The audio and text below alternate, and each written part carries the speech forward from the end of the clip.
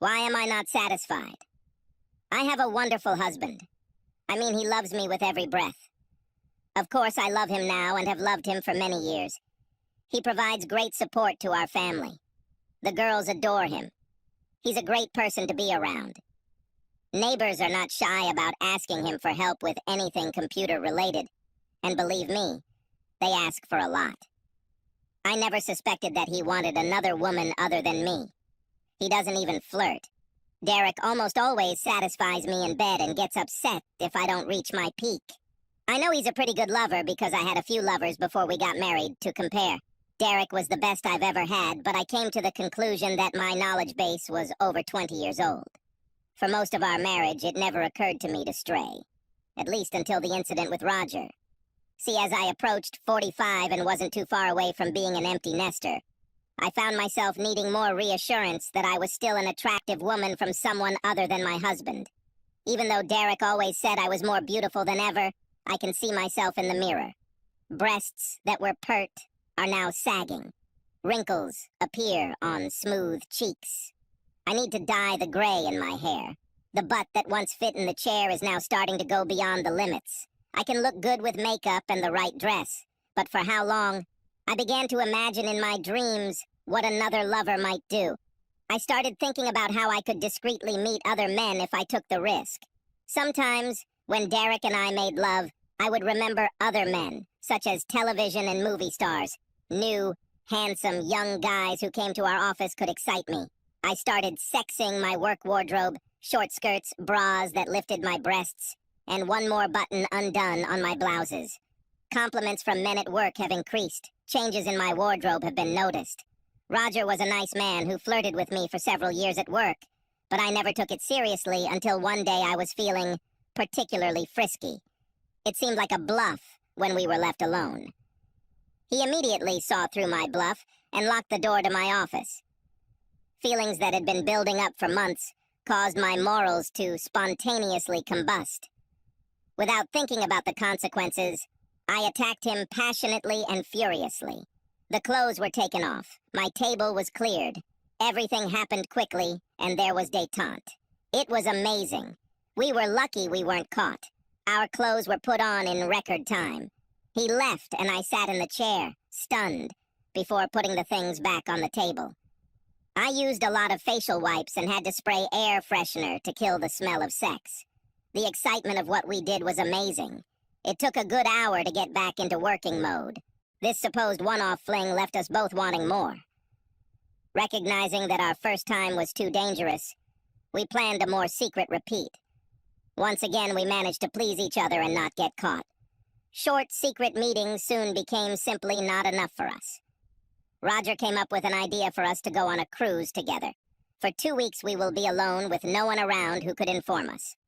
I thought for a long time about how to approach Derek that I would be leaving for 2 weeks. Perhaps I'll use the half-truth method. I will tell him that I need a temporary trial separation to restore my old middle-aged spirit. I want to have time to think about the future of our family, talk to other people, have fun, and be free to temporarily explore some new relationships with other people. Derek will have the same freedom from me while I'm gone. After 20 years of marriage and sex with only one woman, he would probably like to take a little break from marriage. I doubt Derek will date another woman, much less do anything with her, while I'm away for a while. He loves me so much that he'll probably just wait and take me back. He might pout a little, and I might have to promise not to do it again. I know Derek will endure a lot to keep the wife he loves and his family intact. Additionally, he will likely realize that his finances will take a big hit in the divorce. That's why I'm sure he won't do anything too drastic because of my spiritual quest. I fully intend to return to be a faithful wife after the cruise. In fact, I'm already looking forward to it. In fact, I plan to smother Derek with all the sex and attention he can handle as soon as I get back. I think that 2 weeks of unrestrained sex on a cruise will satisfy my desires so much that I will stop seeing Roger for a long time. Maybe forever. If that doesn't happen, Roger and I will have to figure out an even safer way to meet. But I will have to avoid seeing him for several months after I reunite with my husband. I don't want to risk my future sharing my children, grandchildren, and retirement with Derek. We'll have to be very, very careful. Now, I just need to approach Derek the right way, when he is in a good mood. Data. Lydia and I finished the session, which was somewhat reminiscent of lovemaking. I say kind of because I can tell that Lydia's heart wasn't quite in it. Oh, she made all the appropriate love sounds and expressions of how good it was. The fake discharge, however, almost made me laugh. However, she was able to bring me to climax, which seemed to be her goal. As we lay on our backs in bed, she apparently decided it was time to broach the subject I had been expecting. Derek, you know that I love you, right? I thought, finally, here it is. Thank God I'm ready. I played along with her. Yes, darling. And I know you love me, right? Absolutely, my dear. If I really needed something that could help me a lot, you would let me do it, right? Of course, dear. What do you want? As if I didn't know. I mean my whole life, body and soul, to reevaluate everything, including our marriage and my motherhood. I think I could do this only with a temporary trial leave from my duties as a wife and mother. You guys could probably take a break from me, too. We will all feel better when I return, rested and more dedicated than ever to being the best wife and mother I can be. I feel like I need some time to explore. Wait, where are you going? I went out into the corridor and shouted towards the girls' rooms. Girls, wake up! The time has come. Bring your things to the kitchen. Okay, Dad. We're not sleeping yet. We'll be there now. Derek? What's going on? Why do girls come here? There is no need to tell them anything now. We still have a lot to discuss. We will have enough time to tell them everything. Lydia, our girls are part of the family that you just announced that you want to change. Both of them are old enough to understand what you want and what the consequences of it are. We all, as a family, need to discuss what needs to happen. I think it's best if we all sit around the kitchen table and each of us gets a chance to speak. I went down to the kitchen despite Lydia's request to talk to me alone. The coffee seemed delicious to me, so I made myself a cup. I didn't offer to make coffee for Lydia. Lydia seemed to be losing courage. Derek, you're making too much of this, honey. I'm just asking for some personal time. Leave with your boyfriend, Roger. We know. Lydia looked shocked. Roger? Why are you tying him up? He's just a friend at work. I need time to figure it out. How to have sex with Roger without sneaking, and still be able to choose between him and me with the girls. We know. You know? What are you talking about? I'm just suggesting that you take a little break and let me neglect your responsibilities as a wife and mother. Well, we'll give you a break. Only we call it a divorce, not a trial divorce or a vacation from marriage. Derek, you are overreacting to my words. There is no reason to talk about divorce. It will just be September. Girls, why do you need your suitcases? Girls, I'm very sorry. I couldn't wait. Why don't you talk to your mother while I go get my suitcase? I went upstairs, but voices were coming from the kitchen. Girls, Lydia spoke. I'm afraid your father has the wrong idea about what I asked. Alicia spoke first. Be truthful, Mom. We have known for several months what you and your lover are up to. Well, I have no idea what you're talking about. Yes, of course, Eddie intervened. We're talking about your Wednesday lunches that turned into quick Wednesday lunches that are about to turn into a 2-week cruise with Dodger Roger. What? You can't know. I mean, I didn't do anything like that. Roger is just someone I have lunch with sometimes.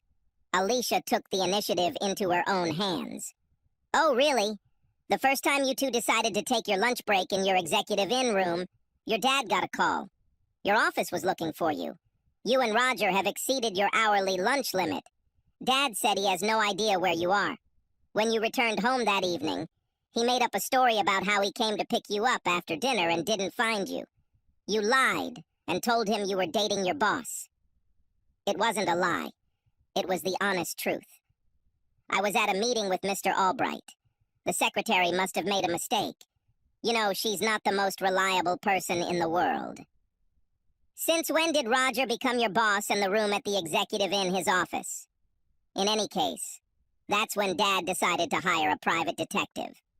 We have a lot of videos and photos. It's true, Mom. This loser is not nearly as good looking as our father.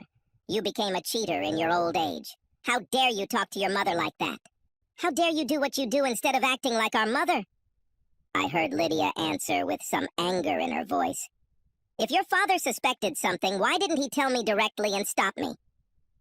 He clearly didn't think it was that important. I think it was Alicia who said, Mom, you have a ring on your finger that says, Daddy should never tell you not to have sex with another man. You agreed to renounce everyone else in your marriage vows. Dad said that if he had stopped you this time with Roger, your desire for another man would have only been temporarily put on hold. By the time you are ready to try again, you would have learned to hide your deception better. Well, he could have said something. He should have said something if it was bothering him that much. It just shows that he doesn't care whether I enjoy another man's innocent attention or not. I don't understand why he suddenly became so jealous. No, Mom.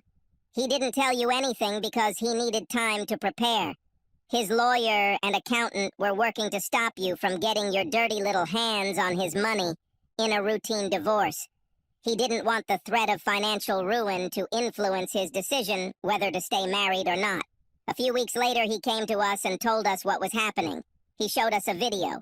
What we saw and heard disgusted us. Eddie and I told him we were on his side. The Pope explained that modern divorce laws favor the wife no matter what she has done to break her marriage vows. As I said, his lawyer and accountant have spent the last couple of months reducing your overall bills. I bet you didn't know that, thanks to you, Eddie's education and mine are now fully funded. What? It must have cost him a fortune.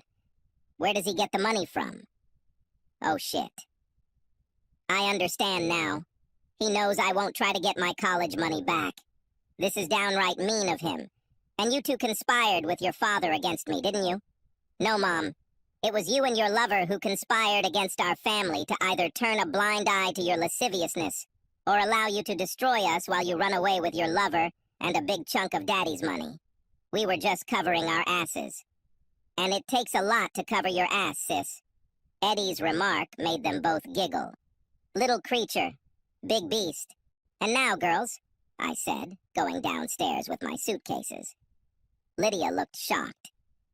Derek, maybe we can all calm down and talk about this. I admit that I may have made a big mistake. I really don't want a separation, much less a divorce. I'll tell Roger that I was wrong to want to spend some time with him. I'll never see him again. I promise. I never intended to divorce you or move away with Roger. I just wanted to have some fun with someone else. Too little, too late, darling. I understand that you and Roger have already paid for 2 weeks on the Love Boat. In my humble opinion, you two really need to enjoy the trip, because I expect life will be significantly more difficult for you two when you return. What do you mean by this? Firstly, you will have to take care of all the household chores and other responsibilities yourself, because the girls and I will live in a new apartment. Secondly, oh, Dad, which one did we buy? Please let it be the one with the hot tub. It was available the day before yesterday when I last checked. We may have to spend a couple of nights in a hotel room until we find out if it's available. But I'm pretty sure we'll get the apartment we want. The girls were joyfully excited. Like I said, secondly, I don't think you'll be here alone. Eventually, Roger will need somewhere to live, Madge told me. Madge, do you know Roger's wife? Our trip shouldn't matter to her. She does not care. Either way, their divorce is almost finalized. I guess it was Roger who told you about it. The truth is that their divorce was a surprise to Madge when I met her almost 2 months ago. She waited and prepared with us so that she would be ready to respond as soon as you two broke the news. I called her a few minutes ago while I was upstairs. I think Roger is being kicked out of their house now. She said something about her older brother coming to help her get rid of the trash. He told me that she had already agreed to the divorce and didn't mind us going on a cruise or something. Roger told his wife that he had to go to California for a 2-week internship. A week ago, she clarified with her boss that no training was expected. Did she talk to Mr. Albright? Yes. Oh, yes. What a coincidence. He's your boss, too. This brings us to number 3. when you and Roger return from your trip, you won't have to go back to work. Your and Roger's boss was waiting for my signal to fire you both. He agreed to wait, and in the meantime, chose a replacement. He won't do anything like that. Roger and I are valuable collaborators. You and Roger are employees whose actions allow Madge and I to sue your company for allowing communication while on the job. He was very pleased when Madge and I agreed to drop the lawsuit if you were both fired. It shouldn't have been like this at all, Lydia cried. No, it was you who should have remained a faithful wife and mother. We were supposed to grow old, retire, and enjoy our grandchildren together. Instead, you decided to alienate your family, significantly reduce the amount of money you would have, and tarnish your reputation beyond repair. Derek, I can't believe you're treating me so badly. I thought you loved me. What else are you going to do to annoy me? Glad you asked. If you fight a divorce, an edited version of your escapades with Roger will go to your parents, relatives, co-workers, neighbors, and they just might end up on a pornography site. Though with Roger's small spear, it probably wouldn't be too popular. This cannot be. Derek, I love you. I always returned home. I just wanted to be alone for a while. In about a month, everything will return to normal. And now you've come at me for no reason. Of course, all these years of marriage are worth cutting me some slack. You all should give me some forgiveness and a second chance. Actually, no. You had a second, third, fourth, etc. chance every time you decided to meet Roger instead of doing what a wife and mother was supposed to do. As for what this marriage was worth, 3 months ago it was worth everything to me. It was then that I realized that our marriage and our children meant nothing to you, or at least much less than before. Lydia, you hurt me very much. I was so depressed that I could have done something to myself if it was just the two of us. I thought about giving in to you, but then I decided that through my actions I would teach our girls what they should not do with their future husbands. I thought about going through with a normal divorce, but the image of not being able to see my girls whenever I wanted helped me come to my senses while fighting the madness. After my lawyer told me about getting a divorce in favor of my wife despite adultery, I was motivated to see you and Roger get as little reward and as much punishment as possible. I think you'll soon see that we've done a pretty good job. Now listen to me, Derek. You can't just pick up and leave with the kids. I'm their mother. The court will grant me custody in a divorce. I'll charge you with kidnapping if you take them. Don't think I won't do it. Perhaps you are partially right. However, my lawyer and I decided to postpone all procedures until Edie was old enough to officially say who she wanted to live with. Alicia has already signed the notarized statement. I admit that you can force Edie to stay with you, but it probably won't be a good experience for you. Yes, Mom. What do you think? I used to be a rude and impulsive girl. Just wait until I start skipping school, experimenting with drugs, and having sex with boys. If this doesn't work, I'll complain that your boyfriend, Roger, is sexually harassing me with your support. So, as you can see, Lydia, we are ready. And you? Obviously not the way I thought. You were supposed to accept the trial breakup and maybe be upset, but in a few months you would take me back like a prodigal son. No harm, no foul. I really didn't want to get a divorce. I just wanted you to think that divorce is too much to pay for my vacation for a couple of months. Now, I don't know what to do. It's none of my business at the moment, but I would suggest trying to figure out how you're going to survive with a house and its bills without a regular income. You can sell the house and get half the equity. If this works out, you will have enough money to last until you find a job. Lydia. As Derek and the girls were about to leave, the phone rang. This is probably Roger looking for a place to stay. Don't let him use my things except for yourself, of course. They disappeared before I could call out to him. Hello? Lydia? You know we've been caught. Yes, they just left. Bastard, things aren't going the way you said they would. I shouldn't have fallen for your bullshit. Hey, I didn't seduce you. You attacked me in your office. I may have been hot, but you were on fire. There is no use arguing now. We need to decide what to do to save our marriages and jobs. Can I come? Madge kicked me out. I really can't afford a motel. I guess it doesn't matter now. But hurry up. I need to try to get some sleep today. Maybe tomorrow we can do something to at least save our jobs. Can you pick me up? I don't have my car keys, and I don't want to go back and deal with Madge again tonight. Data. The night of the confrontation was the last time we were together as a family. Before the divorce hearing was scheduled, Lydia disappeared. The house was quickly sold. She took her half of the capital and all our savings and checks, I think, out of spite.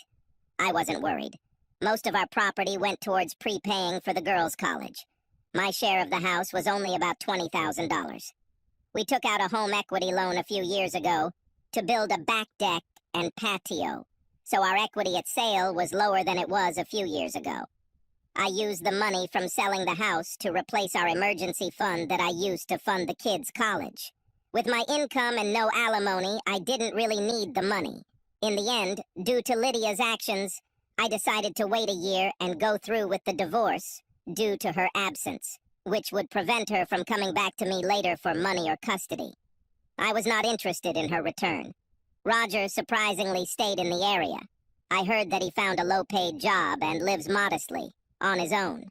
Madge recently told me that she is engaged to one of her divorced neighbors, but is in no rush. I got burned once. I got embarrassed twice. Good for her. The girls and I are doing well. Now they are both in college. Alicia graduates next year. Edie could graduate in 3 years, although she is considering joining the Marines.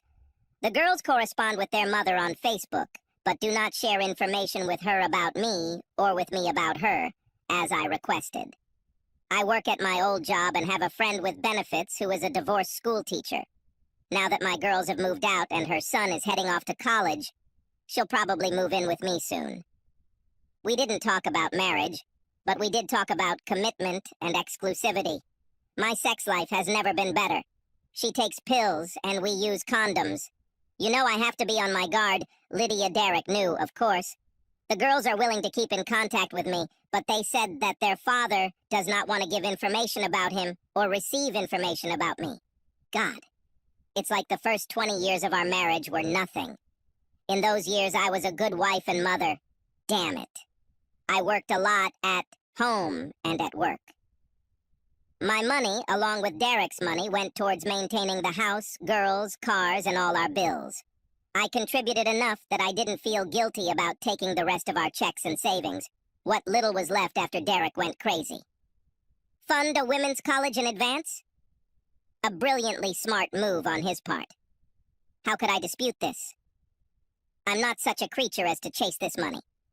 I think the real question is, how big a creature was I? Did I deserve all the punishment that was inflicted on me after 245 months of being a good wife and mother, and only 3 months of being a bad one? I didn't deserve what happened to me. At least not everything. In fact, it wasn't 3 months of bad behavior, but 3 months of stupidity. Roger wasn't such a good prize. Much of its value lay in the thrill of secrecy and the thrill of taking such risks. Once I faced the consequences, the value of my relationship with Roger dropped to 0. The poor guy wanted to move in with me, said I owed him for ruining his marriage. Why did I leave the city? I was an unfaithful wife and a liar, and with the photographs to prove it. I felt like everyone knew what I did. I didn't trust that Derrick wouldn't release the video and add to my embarrassment in front of the people who knew me. Overnight, he transformed into Dr. Avenger. When I left, I hoped to start over until Derrick calmed down and thought about taking me back. So here I am, waiting. I have a good job. I worked in finance for a health insurance company. I was the one who had to discuss with clients why they should pay any money, even if they have insurance. Now I work at a hospital trying to explain to people why they should pay the hospital any money when they have insurance. Fortunately, Mr. Albright, my former boss, was honest about my abilities and why I was fired. My new boss said he was willing to take the risk of hiring me, but warned that any whiff of my lecherous smoke would be a reason for him to put out the fire. I have a nice little apartment. I don't need much. I don't have much of a social life. Unfortunately, I spend a lot of time on a special chat site for women who have been dumped for cheating. It's amazing how well I got off compared to some of the women in the chat. Hey, I still look good. Derek knows that I can be a good wife and mother. Does he really want to go through the whole middle-aged dating scene for a new wife? I'll wait a little. I hope the girls will finally crack down a little more and work on their dad for me. Derek was preparing for our divorce. I will prepare for our reconciliation. I spent a lot of time thinking about the good years. It's not difficult. A song, a picture, a smell, a word, and I go to the land of memories. My heart hurts strangely when I do this. I cry often. I can't believe Derek doesn't do the same, especially when he's with the girls. How many of his memories of girls include me? He must miss me. He must. We meant too much to each other for me to stop mattering to him. Derek, please find that place in your heart that still wants to love me, wants to forgive me, wants to give me a second chance. I will never betray you again. I was stupid to throw away 20 wonderful years of walking the same path together. I hope he won't be so stupid and will forgive me after such a small zigzag. Will it come true? Subscribe to our channel so that your second chaff doesn't cheat on you, and go ahead and listen to the next story, because this story is nothing compared to the next one. If you're under 18, don't even think about listening to the next one.